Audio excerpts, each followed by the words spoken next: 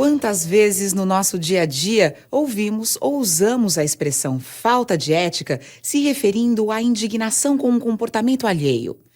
Se ética era um campo de conhecimento de estudiosos e especialistas, como filósofos, médicos e advogados, parece que ultimamente esta palavra invadiu os noticiários e entrou no vocabulário do nosso cotidiano.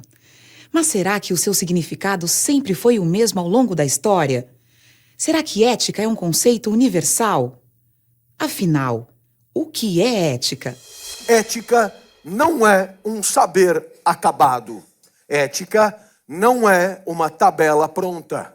Uma tabela das condutas elencadas, todas as condutas humanas em 2 colunas. Pode, não pode, pode, não pode. E o professor de ética, aquele que talvez tenha decorado a tabela.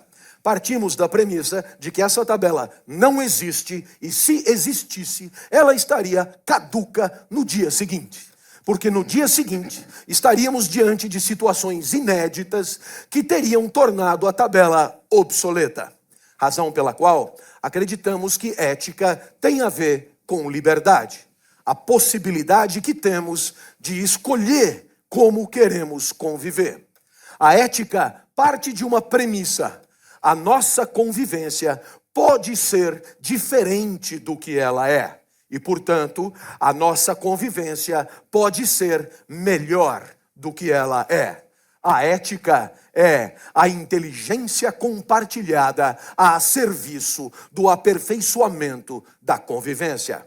As formigas, por exemplo, também convivem, mais intensamente do que nós, talvez. E todos sabemos como as formigas convivem. Quase todas elas trabalham 24 horas, 2 ou 3 não fazem nada e ficam com tudo. Estranhíssima a convivência entre as formigas. Só que no caso do formigueiro tem que ser assim. As formigas são regidas pela sua natureza, são escravas do seu instinto e não podem conviver diferentemente. Um formigueiro na Idade Média funcionava como funciona um formigueiro hoje. Mas no nosso caso, por mais que não possamos nos orgulhar muito da nossa convivência, temos um alento. Ela pode ser diferente do que ela é. E cabe a nós a tarefa de refletir, de pensar conjuntamente, de argumentar dentro de um grande espaço de diálogo para aperfeiçoá-la dia a dia, para que amanhã seja melhor do que hoje. Ética é porque há liberdade. Se abrirmos mão da liberdade de fazer a sociedade que queremos, teremos também aberto mão da ética. Afinal de contas, nós somos um animal, aliás, o único, que é capaz de decidir, escolher e julgar por si mesmo. Isto é, nós somos portadores de liberdade. Há pessoas que dizem, eu gostaria de ser livre como um pássaro. Precisa cuidado, porque pássaros não são livres. Pássaros não podem não voar. Pássaros não escolhem o que fazem. Não adianta, numa bela tarde, por exemplo, como hoje, às 17 horas, um sabiá andando, ele de repente olha e diz, nossa, acho que está tão bonita a tarde, eu vou a pé para o ninho. E aí ele vai caminhando. É claro que ele não conseguirá fazê-lo. Não é ele que decide. A decisão sobre a conduta dele não depende dele. Exemplo concreto, por que é que às vezes você ouve falar de ataques de cães, pitbull, rottweiler? Por que é que o cão faz o que faz? Porque ele não tem como não fazer.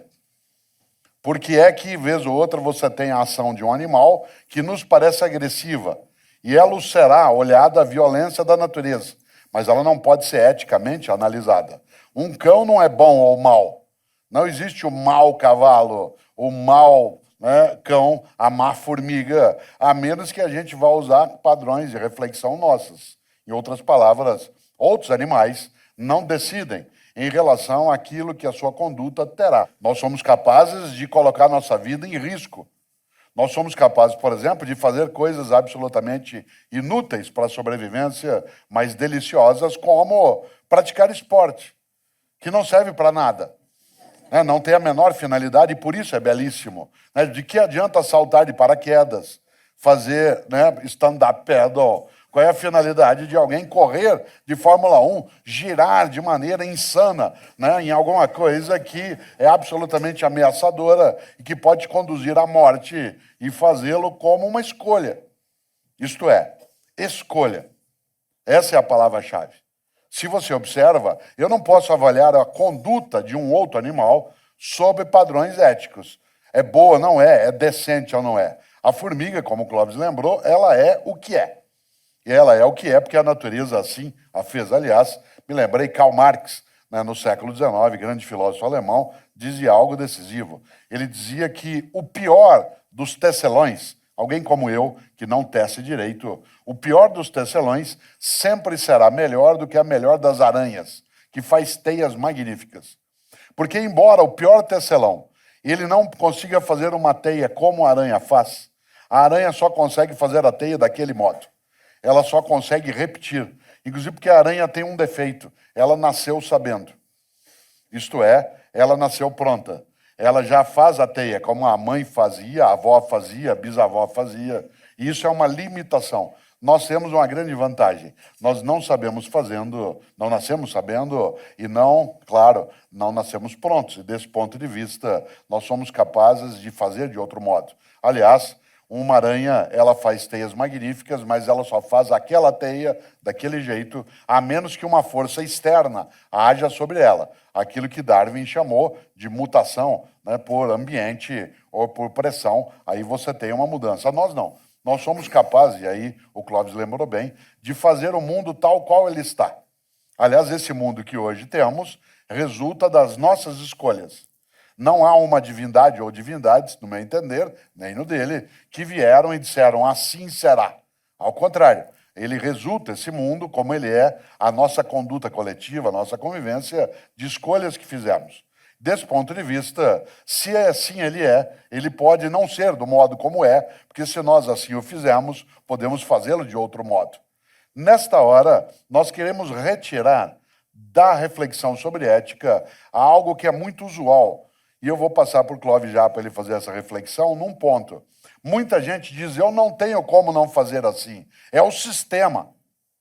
Eu faço assim porque a vida é assim, eu estou em vida social e é o sistema que faz assim. Portanto, eu só posso agir desse modo. Para justificar, inclusive, a conduta que resulta de uma escolha pelo malévolo, quando a possibilidade do benévolo existiria. O malefício é a escolha, o benefício também o é. No entanto, o principal argumento que muita gente usa é que eu posso fazer, a vida é assim, é o sistema. É isso? Denomina-se má fé. Quando você nega a própria liberdade. Quando você nega a própria condição de agente livre e capaz de fazer escolhas, sobretudo para justificar comportamentos que nos envergonham, que nos causam tristeza e que sabidamente não deveríamos ter tido. A verdade é que atribuir a razão das nossas causas a outras circunstâncias que não a nossa liberdade nos convém. Porque essa coisa de ser livre pode parecer um privilégio, mas não é sempre. O homem sempre, ao se considerar livre, julgou-se superior ao resto da natureza. Basta você ver as definições que ele dá de si mesmo. Os gregos diziam que nós estamos a meio caminho entre os animais e Deus. Os cristãos depois não economizaram elogios e disseram que nós somos feitos à imagem e semelhança de Deus. Mais até, somos filhos de Deus. E tudo isso por causa da liberdade que é a nossa, por causa da capacidade que é a nossa de fazer acontecer a vida de acordo com o nosso discernimento. Mas esta possibilidade, que pode ser entendida ingenuamente como um privilégio, muitas vezes, quando observada de perto, é fonte de sentimentos desagradáveis. E a filosofia tem também um nome para esses sentimentos: angústia. Angústia, Cortella, é o que você sente toda vez que percebe que é livre, que a vida depende da tua escolha e que essa escolha não é tranquila. Para escolher, é preciso atribuir valor às possibilidades de escolha. Aliás, essa definição é de dicionário de papelaria. Escolher é identificar a alternativa de maior valor. Ora, sendo assim, poderíamos pensar num exemplo. O professor precisa atribuir valor ao aluno, então ele aplica uma prova ele conclui que o aluno vale 8. E qual foi o protocolo que ele utilizou? Ele comparou a prova do aluno a um gabarito, a uma prova nota 10, a uma referência. O que é que você aprende? Que não existe como atribuir valor sem ter uma referência de comparação, uma referência de contraste. Então, nesse momento, você poderia ser levado a pensar assim: ótimo, nossos problemas acabaram. Na hora das dúvidas existenciais, basta ter um gabarito da vida, basta ter a vida nota 10, basta ter a referência. Qual é a má notícia? A má notícia é que, diferentemente da prova do professor, a vida não tem uma única resposta certa. Se você vai ao exército, o primeiro valor do banner é a disciplina. E a melhor solução é sempre a mais disciplinada. E na hora da dúvida, quando a corneta toca às 5 da manhã, você levanta. A disciplina é a referência. Mas se você sai do exército e vai para um asilo de idosos, o primeiro valor ali é o repouso. A melhor vida é a mais repousante. E se alguma corneta tocar às 5 da manhã, os velhinhos no máximo levantam para fazer xixi e voltam para dormir, porque aquilo foi um erro. Você percebe que a disciplina, Cortella, é valor. A disciplina manda levantar, o repouso manda continuar dormindo. E você está diante de uma sinuca de bico. Dependendo do valor que você escolher, a solução será uma ou a sua contrária. E aí, a pergunta que qualquer um fará: mas que valor vale mais? A disciplina ou o repouso? E aí, eu digo, esse abacaxi é você que tem que descascar. Você que é livre para fazer suas escolhas também terá que criar uma espécie de hierarquia de valores. E isso eu não poderei fazer por você. Posso dar um segundo exemplo? Vamos pegar um valor da moda, a transparência. A transparência era, até outro dia, um conceito da ótica, atributo do vidro ideal. E foi importado para a ética recentemente, faça de tal maneira a que todos saibam de tudo, sobre todos, o tempo inteiro e em qualquer lugar. A empresa se converte numa casa de vidro. A transparência ajuda a melhorar o cinismo, a hipocrisia, os privilégios, as primazias indevidas. Com a transparência, a vida e a convivência melhoram. No jogo de cartas, o valor maior é o sigilo ou a confidencialidade. E esse é o contrário da transparência. Eu espero que você tenha percebido que no jogo de cartas, a transparência não é bem-vinda. Aliás, em jogo nenhum. E o mercado, por exemplo, é um jogo. Imagine se a sua empresa vai lançar um produto em outubro que vai quebrar as pernas do adversário. Todas as esperanças estão ali. As empresas concorrem cabeça a cabeça. E você, em nome da transparência, pega aquele projeto e leva para a empresa vizinha, para que possa tomar ciência do projeto antes do projeto ser executado. Pois será demitido por justa causa.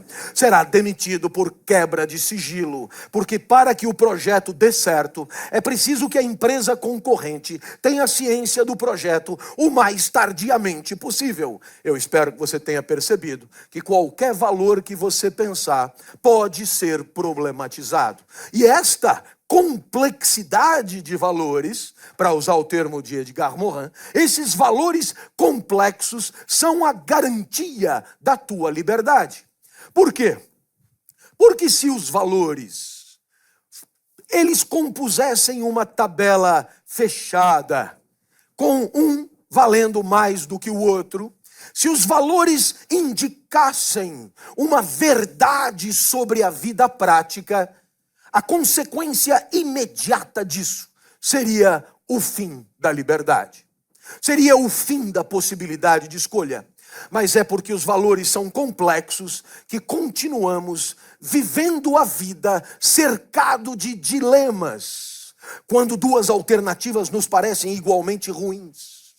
De trilemas, de tetralemas. Exatamente por quê? Porque diante da complexidade dos valores, o abacaxi de escolher critérios é nosso. E dessa responsabilidade não podemos nos eximir. Quais são as referências e princípios que norteiam as nossas ações? No próximo bloco, a difícil tarefa de colocar na balança as perdas e ganhos que acompanham cada escolha que fazemos.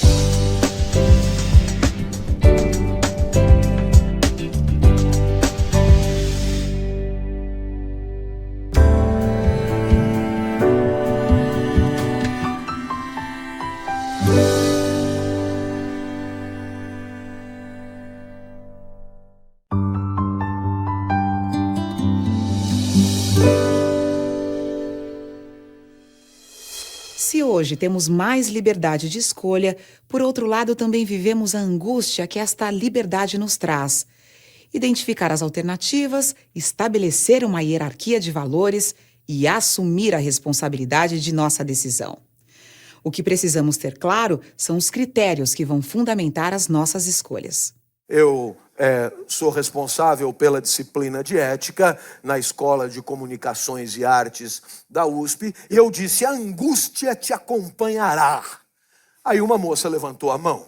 Professor, eu tenho um namorado que faz engenharia aqui na frente, estuda na Poli, mecatrônica, o senhor pode imaginar o tipinho, mas eu gosto dele. E agora, em junho, Corpus Christi, tem Semana do Saco Cheio. Então, a gente aproveita para fazer o JUCA, Jogos Universitários de Comunicação. E esse ano foi em Guaxupé. E eu falei pro meu namorado: vem comigo, larga disso, descansa um pouco, vamos brincar, vamos divertir. Ele não pôde ir. Estava terminando um robô, faltavam só 2 antenas assim pro robô ficar pronto. Você sabe que tem robô que sem antena ele não fica feliz, não é? Então, vá você, não é? Professor, assim que eu desci do ônibus, um rapaz de sunga, só de sunga, musculatura saliente, muito diferente do meu mirrado mecatrônico, não perguntou nem meu nome, já me propôs na lata uma cópula furtiva. E foi aí, professor, que eu lembrei do senhor. Eu não entendi. Eu não entendi onde é que eu entrei na história. Ora, não é o senhor que diz que a vida não tem fórmulas prontas, que a ética é um exercício de escolha permanente, que os valores são complexos, que a incerteza paira e a gente angustia? Sou eu. Então de quem que eu ia lembrar, professor? Afinal, dar ou não dar? Eu espero que você tenha percebido que, dependendo do valor que você usar para resolver esse dilema, a resposta será uma ou outra. Há um valor extraordinário, que é o prazer. Ninguém pode abrir mão dele. Mas há, por exemplo, um outro valor, o respeito, quando você considera a alegria e a tristeza do outro na hora de decidir livremente a própria vida. E aí, pelo respeito ao mecatrônico, ela não deveria dar para o marombado de sunga. Eu espero que você tenha percebido. Os dilemas fazem parte da nossa vida. A ética não é uma solução pronta e acabada. Não se trata de um protocolo simplificador da existência. A ética não é autoajuda. A ética não se confunde com 10 lições para ser feliz. A ética não é o politicamente correto. A ética não é um conjunto de respostas prontas. Por quê? Porque se assim fosse, teriam nos escravizado. A ética é emancipadora. Devolve para você a liberdade que é a sua, com tudo que a liberdade tem. Angústia. Não é, professor? E o Martin Heidegger, que é um grande pensador, como sabem, né, do século XX, ele dizia que a angústia, ela é a possibilidade plena. Ele dizia que a angústia é a sensação, às vezes, do nada. Isto é, quando você sente que você precisa preencher algo que está à tua frente. E é interessante, porque o Clóvis trouxe à tona, né, vários tipos de situações em que por trás está a ideia de escolha. Isto é, que você precisa ter critérios para escolher.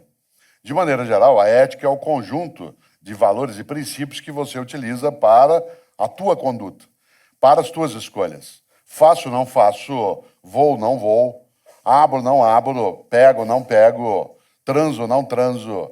Toda esta lógica ela nos conduz à necessidade de entender a ética como sendo, acima de tudo, fruto dessa mesma liberdade. E, portanto, sendo ela resultante de escolha, não há possibilidade de entender a ética como sendo algo, primeiro, já pronto, como Clóvis lembrou várias vezes, segundo, que seja absolutamente fácil. Não o é. Afinal de contas, quando a gente imagina tanto o exemplo do sigilo quanto da transparência que o Clóvis trouxe à tona, cautela para não cair numa armadilha, que é imaginar, então, que a regra é vale tudo.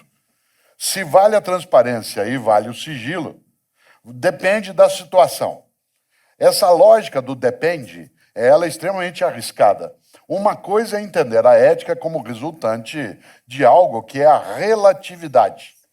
Uma coisa é entender a relatividade das nossas escolhas.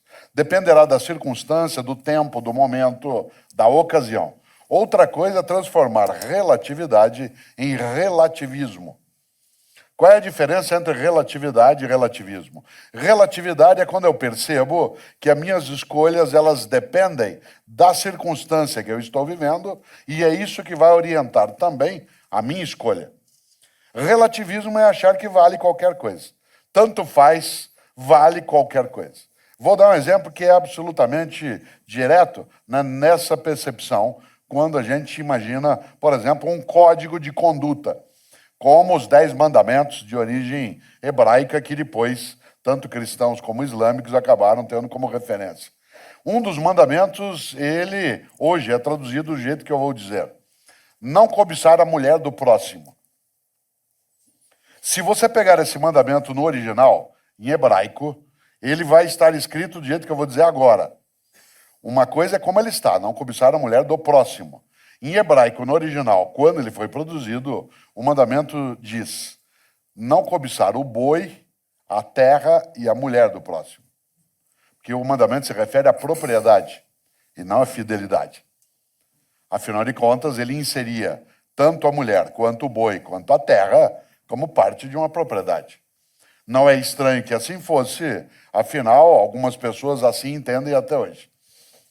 E desse ponto de vista, se eu só vou compreender esse mandamento no modo como ele está colocado, se eu conseguir relacioná-lo, aí vem sua relatividade, ao tempo em que ele foi produzido. Ele é uma obra do século XIII a.C., numa sociedade semítica dentro de um mundo oriental. Desse ponto de vista, em relação àquele tempo, faz sentido escrever daquele modo. Quando eu atualizo, isto é, trago para agora, seria estranho um mandamento com essa expressão. Não cobiçar a mulher do próximo. Afinal de contas, até algumas décadas, a lógica seria essa. Hoje, eu teria que atualizá-lo e, sem ser desrespeitoso, as várias religiões que o têm como um dos seus mandamentos, a atualização hoje exigiria que eu escrevesse em 4 partes, e não mais em uma. Isto é, não cobiçar a mulher do próximo, vírgula, não cobiçar a mulher do próximo ou da próxima, vírgula, não cobiçar o homem da próxima, vírgula, não cobiçar o homem do próximo, ponto.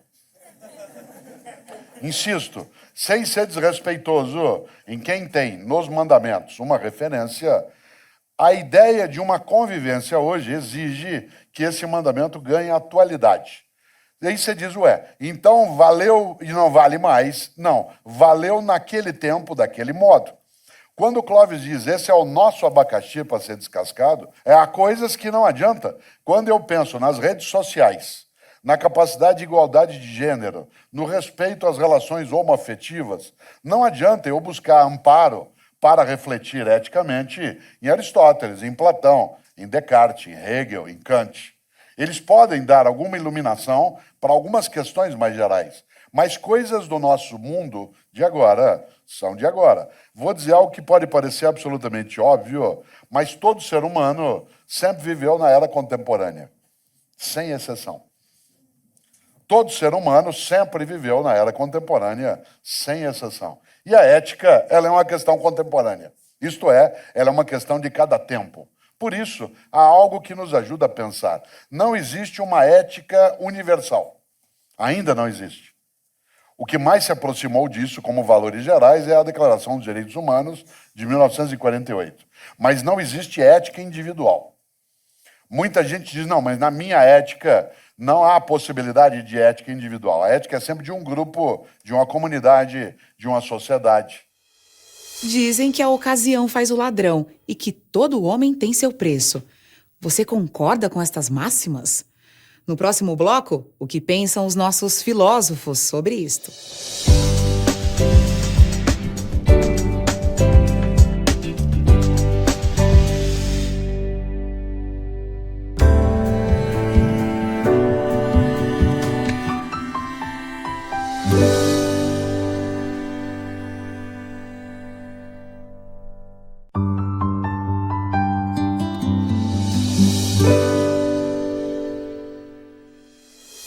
Será que existe a possibilidade de não aceitar o que por princípio discordamos? Parece que para muitos não. E justificam dizendo, por exemplo, a culpa é do sistema. Não seria esta uma forma de se eximir da responsabilidade pelas escolhas que fazemos? A liberdade que conquistamos implica em ter sempre a opção de escolher. Assim, os dilemas se colocam até nas mínimas ações de nosso dia a dia. Uma pessoa que vive situações sem ter dilemas, ela está distraída em relação a quais são os valores pelos quais ela faz. E eu tenho mencionei há pouco, né, a questão do mundo hebraico, judaico-cristão. Eu tenho muita cautela quando penso naquilo que tanto judeus, quanto cristãos, quanto muçulmanos, por exemplo, chamam de juízo final. É o juízo final. Claro que pode ser aí uma questão de religião ou não, e eu não quero tratá-la como campo da religiosidade, mas quero trazer aqui algo que tem a ver com ética. Na crença de algumas religiões, o juízo final é quando você vai prestar contas. Prestar contas do quê? Provavelmente, fosse eu a divindade ou as divindades, no juízo final, sentaria ao teu lado e disse, na tua vida, fez o que fez, por quê? E por que é que não fez o que deveria ter feito? E aquilo que fez como fez, por que não fez de outro modo? Aquilo que fez, qual é a causa de ter feito? Isto é, o juízo não é em relação às tuas ações boas ou más, é em relação à tua escolha pelas ações boas ou más. Há uma frase que circula por aí, que eu acho absurda, que diz que a ocasião faz o ladrão. Eu não acredito nisso de modo algum. Eu acho que a ocasião revela o ladrão. O ladrão, ele fez a escolha de sê-lo antes que a ocasião aparecesse. Milhões de pessoas têm a ocasião à sua frente e não escolhem serem ladrões. A escolha, ela antecede a ocasião. Ser ou não. Agora tem outra coisa que complica. Primeiro, valores são relativos, mas não são relativistas. Não é que vale qualquer coisa em qualquer lugar. Há coisas que nós não queremos que tenham validade. Por exemplo, a diminuição da dignidade humana, a diminuição da honra, da capacidade de vida coletiva, a destruição daquilo que dá sustentação à nossa existência. Eu não quero que isso seja relativizado. No entanto, há algo que a gente, claro, tem que trazer para o nosso território. Nós temos dilemas. E esses dilemas, eles são a fonte dessa liberdade, e essa liberdade nos leva a sofrer. A angústia, ela é um sofrimento. Seria bom não ter de escolher em vários momentos, mas não significa que eu não tenha balançado na situação. Nenhum e nenhuma de nós é imune à fratura ética. E eu venho dizendo, e aí passo de novo para o Clóvis, algo em vários lugares, né? Uma das pessoas que eu mais admiro na minha história é um ex-prefeito da cidade de São Borja. Vocês sabem que São Borja, no Rio Grande do Sul, é uma cidade de fronteira. E durante as ditaduras do Brasil, especialmente a ditadura Vargas, né, de 37 a 45, depois a militar de 64 a 84, cidades que são consideradas de segurança nacional, como capitais, fronteira, mananciais, área de porto, o prefeito ele não era eleito, ele era escolhido pelo ditador ou pela estrutura de direção ditatorial. E há um prefeito de São Borja, aliás, São Borja, a cidade do Getúlio, de João Goulart, etc., que um dia, nomeado pelo Getúlio, mandou um telegrama para o Rio de Janeiro, onde era a capital federal na época, que é absolutamente genial. Esse telegrama está no Museu Nacional, no Rio de Janeiro. O telegrama diz algo que eu acho que é a melhor compreensão sobre ética em relação a dilemas que eu já vi. E que tem a ver, é claro, com a questão central de eu ter de abdicar ou não. O telegrama diz o seguinte: presidente, preciso da vossa ajuda. Cada homem tem seu preço e eles estão chegando no meu. Você tem um preço e eu tenho um preço. Aceitar que paguem é escolha. Há milhares e milhares e milhares de pessoas no dia a dia que se levantam, vão trabalhar, se deparam com situações em que poderiam ser indecentes, nojentas, corruptas, violentas e não o são. A ocasião não faz o ladrão, ela apenas revela a escolha que ele fez antes que a ocasião viesse à tona.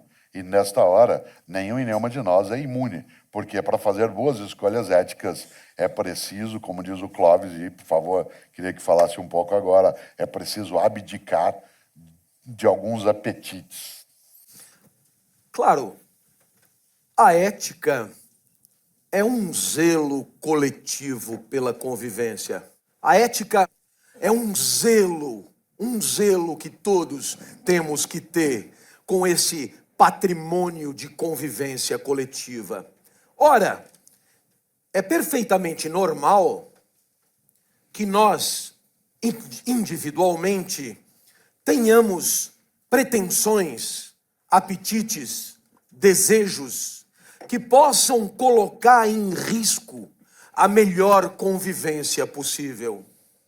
Portanto, a ética é essa disposição inicial que temos para submeter os nossos apetites ao crivo da convivência e satisfazê-los se e somente se esses apetites não forem lesivos a esse patrimônio coletivo. Uma sociedade eticamente desenvolvida é uma sociedade em que todos, por educação, por cultura, consideramos absolutamente normal abrir mão de parte das nossas pretensões em nome desse zelo coletivo pela convivência. A ética é necessariamente intersubjetiva. A ética é necessariamente social. A ética é inteligência coletiva que busca a melhor convivência possível. Porém, como somos todos sociais, como a nossa vida e os nossos corpos são ortopedizados, são estiletados, são esculpidos pelas nossas relações sociais, é evidente que a nossa vida ética tem consequências afetivas importantes. Se eu, porventura, me agachar e minhas calças se rasgassem, eu ruboreceria. Por quê? Porque a heresia de uma regra social, a ruptura de uma regra social incorporada, feita a corpo, determinará no meu corpo uma reação imediata. Assim, nossos corpos, desde Bourdieu e Foucault, são corpos socialmente construídos. E nossos afetos são inseparáveis das regras e princípios sociais que decidimos respeitar. E por isso, a ética também é questão de afetos. E é por isso que temos vergonha na cara. Porque, na verdade, a vergonha é um afeto especial. A vergonha é uma tristeza particular. Todos nós somos essencialmente uma certa quantidade de energia que oscila na hora de viver. O mundo não sai da frente, o mundo não para de se relacionar com o nosso corpo, e alguns mundos, em relação com o nosso corpo, caem bem e alavancam a nossa energia vital. Aquilo que Spinoza chamará de potência de agir. E assim, quando nós ganhamos em potência de agir, A isso damos o nome de alegria. Passagem para um estado mais potente e perfeito do nosso próprio ser. Isto se dá nas relações com o mundo, nas experiências com o mundo. Muito bem, os exemplos de alegria vão ao infinito. Mas não é todo dia que tem pão quente. Às vezes o mundo entristece. É quando você se apequena, quando você se acanha, quando você brocha, quando você perde libido, perde tesão, etc. Assim, o mundo tem uma capacidade infinita para entristecer. Desde o semáforo que fecha na hora que você vai passar, até alguém que ocupa o único lugar vago no banco de ônibus, até, enfim, algum discurso cínico que você ouve na televisão. O mundo é super variado na hora de entristecer. Mas existe, e você que está me ouvindo agora pediria que me acompanhasse, existe uma tristeza especial.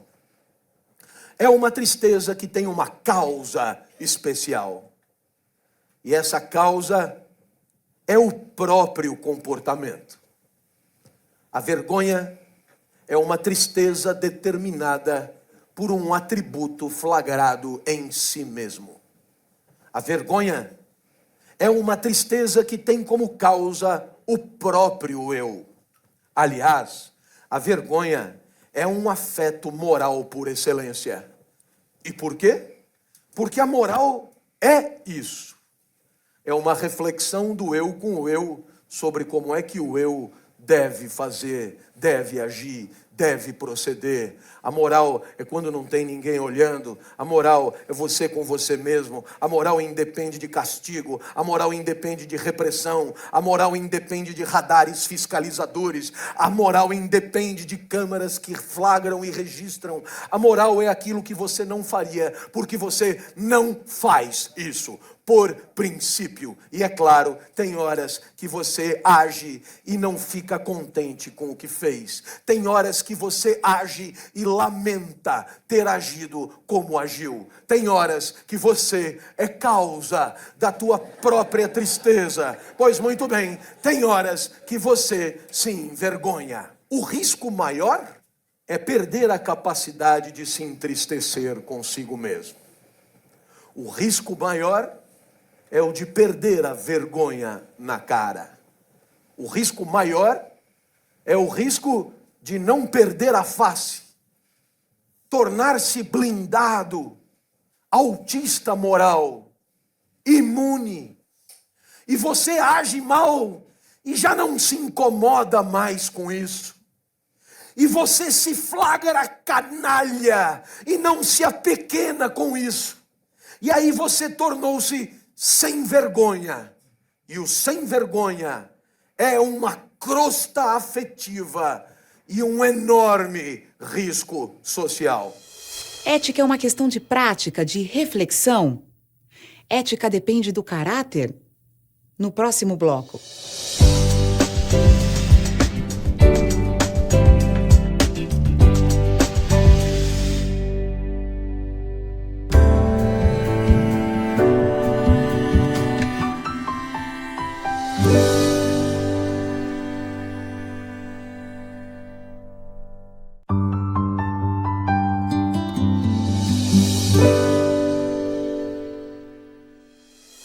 Não existe ética universal, nem individual.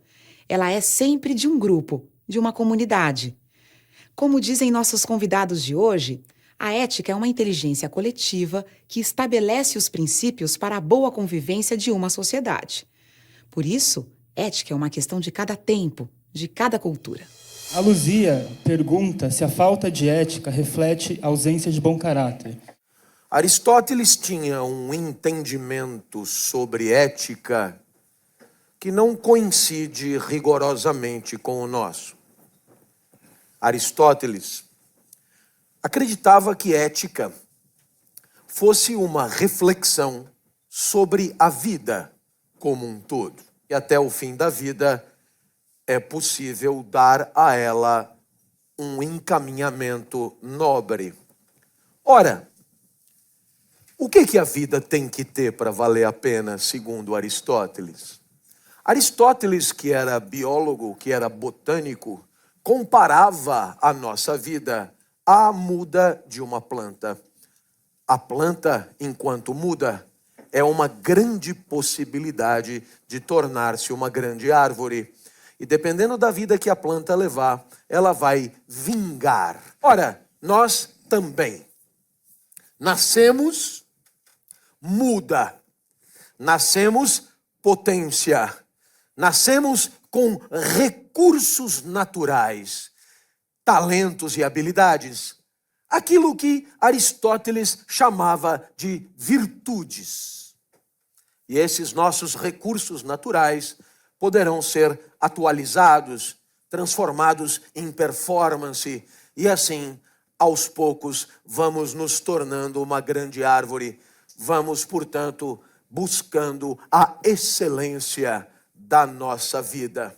Para Aristóteles, a ética está diretamente ligada a uma certa prática que se repete, como se a vida fora um treinamento mesmo, um aperfeiçoamento progressivo dos próprios talentos. A ideia de caráter é a ideia de repetição de comportamento digno. Aristóteles estava convencido de que quanto mais nós agirmos dignamente por costume, por hábito, mais teremos chance de ser excelentes. Não é bem essa a nossa proposta. Sabe por quê? Porque no fundo, Aristóteles entendia a ética como os personagens entendem a ginástica. Vá fazer ginástica todo dia no mesmo horário. Assim você nem pensa. Você acorda e já vai fazer. Você percebe que a ideia de caráter, a ideia de hábito e de costume, para Aristóteles, tem muito a ver com um comportamento digno que decorre de um hábito que dispensa articulação intelectiva o tempo inteiro. Ora, nós aqui temos em relação à ética um olhar um pouco diferente. Sabe por quê? Porque acreditamos mesmo que pode até ser arriscado. Talvez a dignidade por hábito seja mais garantida. Acreditamos que a ética depende mesmo dessa capacidade que é a nossa de pensar, deliberar, decidir e escolher a cada momento da nossa vida. Portanto, veja, Luzia, a nossa dignidade decorre da audácia, da coragem de enfrentar as dificuldades da decisão livre, procurando até mesmo não aceitar a habitualidade impensada, mas, pelo contrário, enfrentar a deliberação diária em nome de um aperfeiçoamento progressivo da convivência. Porque se nos fiarmos no hábito, se nos fiarmos na cotidianidade, se nos fiarmos na repetição, teremos menos capacidade para subverter, para revolucionar, para fazer diferente e para encarar um mundo cada vez mais desafiador que condena nossos hábitos e nossos costumes a uma inadequação segundo a segundo. E aí é algo que eu acho que é forte, e eu não queria não palpitar sobre isso. A ideia de caráter, ela tem uma percepção etimológica que é aquilo que te marca. Em português lusitano ficaria mais claro, porque seria caráter, da onde vem característica, isto é, aquilo que te marca, aquilo que dá a tua identidade, aquilo que fica em você é resignado no sentido de algo que está estruturante. Nesta hora, acho que caráter e ética estão ligados a uma coisa decisiva. Aquilo que é tua característica, isto é, o teu modo de ser, tem valores e princípios que o levam a uma ação. E essa ação, como lembrou o Clóvis agora, resulta de uma escolha, de uma decisão. Diferentemente de Aristóteles, não é uma característica que já está pronta desde sempre e que você só atualiza. É uma potência que vira ato. É uma virtude que se torna real, é uma escolha no caminho. E por isso, o caráter, ele é uma construção. Ele não é um fato de nascimento que vai contigo até o teu final. Portanto, caráter também é escolha. Em 2012, durante uma maratona na Espanha, Fernandes Anaya surpreendeu o público. Ele era o segundo colocado da prova quando viu o queniano Abel Mutai, que liderava com folga, diminuir o ritmo a poucos metros da vitória por achar que já havia cruzado a linha de chegada. O que fez o espanhol?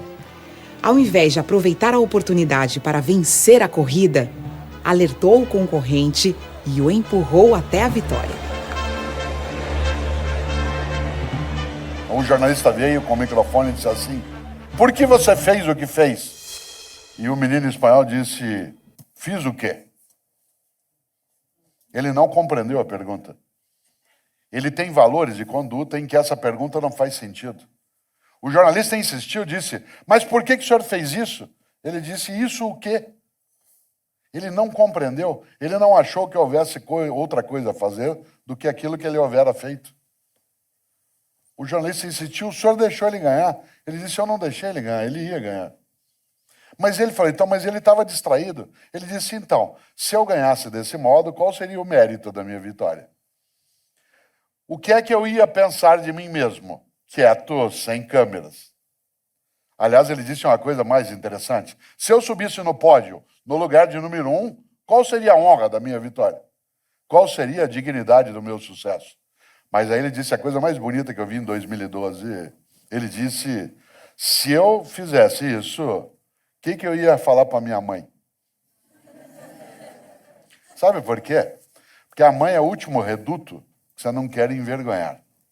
Seja sua mãe quem for ou quem foi, se aquela pessoa que te deu a luz, isto é, que te trouxe ao mundo, se ela ficar com vergonha de ter te parido, é porque você não presta. Não presta para quê? Para conviver, para estar junto, para ser gestor público ou privado, para ser professor, para ser marido ou esposa, para ser amigo ou amiga. A mãe é o último reduto. Pode parecer romântico, mas a vergonha, ela tem uma fonte matricial, que é o mais fundo do teu eu, que é aquilo que te gerou. Não quero fazer aqui um tolo elogio à questão da maternidade em si. Eu estou falando de outra coisa. Aquilo que você não quer envergonhar. Immanuel Kant, grande filósofo alemão do século XVIII, tem uma frase que é estupenda. Ele dizia, e esse é um princípio que vale para qualquer lugar, ele dizia: tudo que não puder contar como fez, não faça. Tudo que não puder contar como fez, não faça. Porque se há razões para não contar, essas são as razões para não fazer. Claro que ele não está falando contra sigilo e privacidade. Ele está dizendo: tudo que não puder contar como fez. Porque se alguém ficar sabendo, você vai ficar com vergonha de ter feito, então nem faça. Nesta hora, eu citei várias vezes algumas religiões. Me lembro, talvez, daquela que para mim é a mais forte expressão ética que já vi, que aparece numa das cartas do apóstolo Paulo dos cristãos.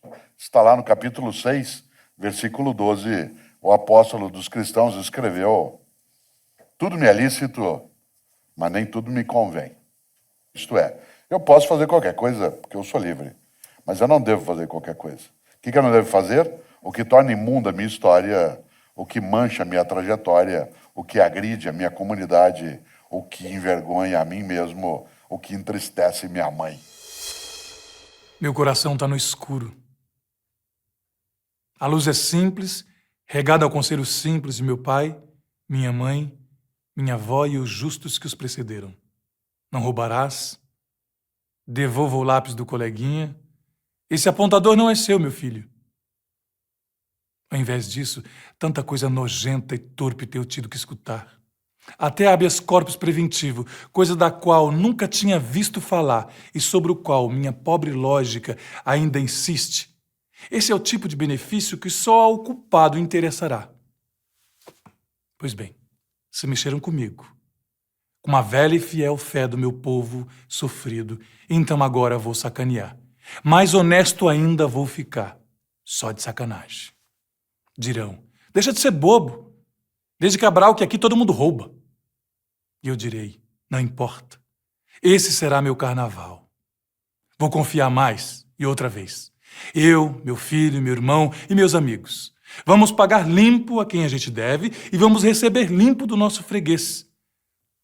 Com o tempo a gente consegue ser livre, ético e escambau. Dirão, é inútil, todo mundo aqui é corrupto desde o primeiro homem que veio de Portugal. E eu direi, eu não admito. A minha esperança é imortal. E eu repito, ouviram? Imortal. Sei que não dá para mudar o começo, mas se a gente quiser, vai dar para mudar o final. Numa sociedade em que há degradação em várias circunstâncias, omitir-se é ser cúmplice. A escola não nos proporciona condições para uma reflexão analítica sobre o nosso comportamento moral.